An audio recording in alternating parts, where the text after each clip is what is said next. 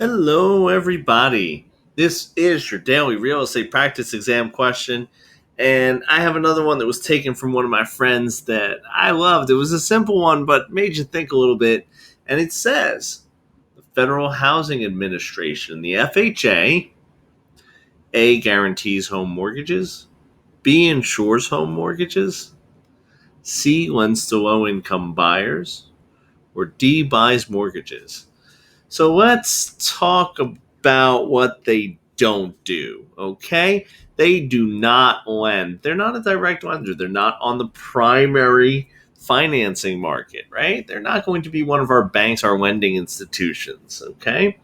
So they're not going to lend to low income buyers. They're not going to lend to anyone. They are not on the secondary finance market. So they are not going to buy. They are not Fannie Mae, Freddie Mac, okay? They are not buying any mortgages. So we are left with guarantees home loans, okay, or insures home mortgages. The FHA are going to be a body that insures them, okay, and because they're insuring them, that's actually one of the reasons why buyers can take out such a low down payment on those loans, on those FHA loans. And what happens is it's because the Federal Housing Administration is insuring those loans. So that is the answer right there.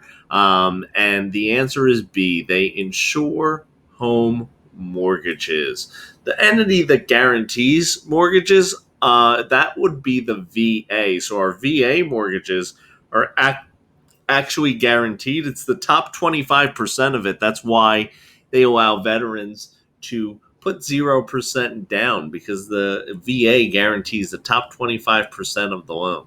So that's a little tidbit, a little fact for you guys to know. So I hope you like this one. Again, if you like what I do, hit like, hit subscribe. And again, I have a link down below. If you need some help, you need some private lessons, I got that. I offer it. So again, guys, I will see you real soon and have a great one.